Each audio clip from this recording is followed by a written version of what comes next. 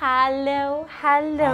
Hallo, ik wist het. Sinne haanskap Facal Gàidhlig na Seachdain is an be an Ciall a hort I gan eige. Is maar samen schaf Facal le hakin je. O ha siwyd teli je hakin je nog? Triall. Ik heel goed journey not to depart as a gaan en ille.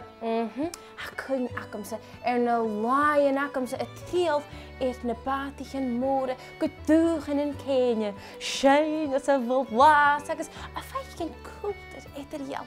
Ai, skaad ja goed. Maar het trichtje zijn nog zie voort het oedelpoelig gestorven we gewoon. Dugen in Kenya ga je me heen hoed jou nog even Triall water en thee. Ga je misschien eens thee maar gewoon oor in de grap.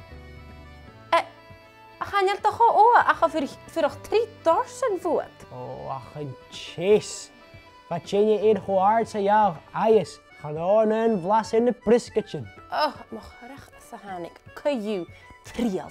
Facal Gàidhlig na Seachdain agus gebi cad wil síise Triall ha sinne a dulchas go bhí jo lion súda acrise.